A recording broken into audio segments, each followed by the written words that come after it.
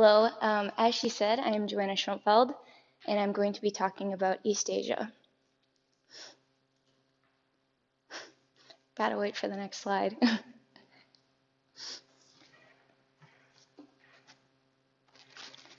Why I told her she didn't need to introduce me is because I'm going to introduce myself a little bit before I talk about East Asia. For those of you who don't know me, I am Janice and Pastor Schoenfeld's daughter. I'm a musician. I am a student. More specifically, I'm a senior American Sign Language interpreting major at St. Catherine University. I know that's a mouthful. And last but certainly not least, and most importantly of all, I'm a child of God. So when I was preparing for this, I thought of so many different things I could talk about. But for the sake of time, I'm just going to jump right into ministry in East Asia. So all together, the team I went with, there was 13 of us, myself included. You can see us in the pictures there. And during our time there, we had ministry partners. So we were paired up with one or two other people whom we would do ministry with. The trip took over a time period of 4 weeks. This was last summer. And the first week, we spent time learning about the culture and how to reach the people there, specifically the college students. So the ministry I went with is called Crew. And Crew is many things, but the part I'm involved in is a college ministry. And so we specifically learned about how to reach the college students there, their experiences, how to relate to them, and of course, to share the gospel with them. The next week, we spent time meeting those friends. So we went to different campuses in the area and literally just went up to people and started talking with them, which felt a little weird to us, but to them it was not strange at all, and we got great responses. And we got their contact info and we're like, hey, we should meet up sometime again. And so then we would do that the next week. We would meet up with them and we would try to engage them in spiritual conversations. And there's many ways we would do that, but one that stands out to me that me and my ministry partner would do was we would ask them what they value. And I just remember lots of them meeting us with kind of puzzled looks on their faces, as if it was something they never really thought about for themselves before. Or some of them would answer with things they were told to value, like education, family, government. And then in turn, my ministry partner and I would share what we valued, and we would talk about our faith. And that's how we would start talking about spiritual things with them. And then the week after that, we would try to meet up with the same friends again and engage them in gospel conversations. And there are many things that go into sharing the gospel in East Asia. So I will talk first about some of the spiritual backgrounds of people in East Asia. So most of the students I met, at least, were either atheist or Buddhist. Some of them said they believed in science, which I think kind of falls underneath the atheist category.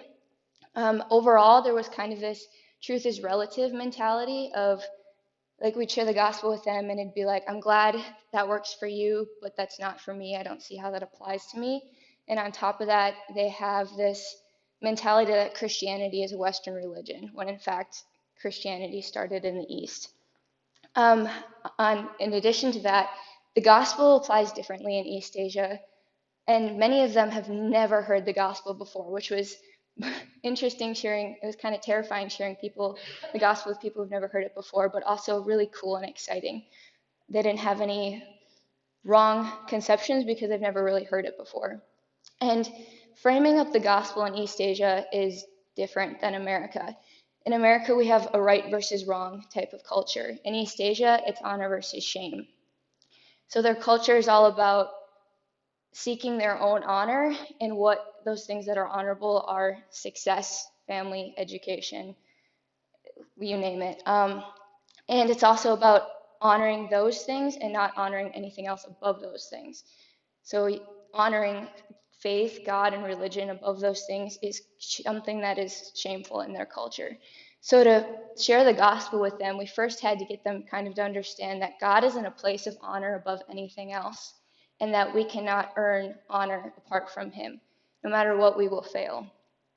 And if we shame God, then the only punishment that's justifiable is death. And then we begin to talk about how Jesus perfectly honored God and how he lived an honorable life, died a shameful death, and restored our honor with God. That being said, I have many different stories of sharing the gospel with people in East Asia. One of them that stands out to me, sadly, I don't have a picture of that friend that here, but here's some of the friends we met.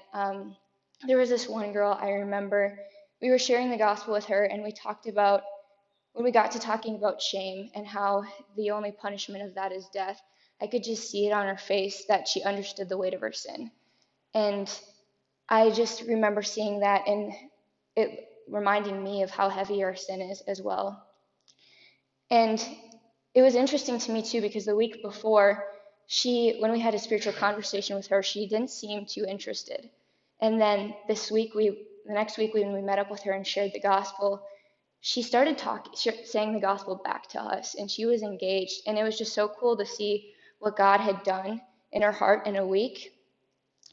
But then once we got to sharing what God had done for her, she kind of came off with that good works mentality of, I have to be the one to restore my honor.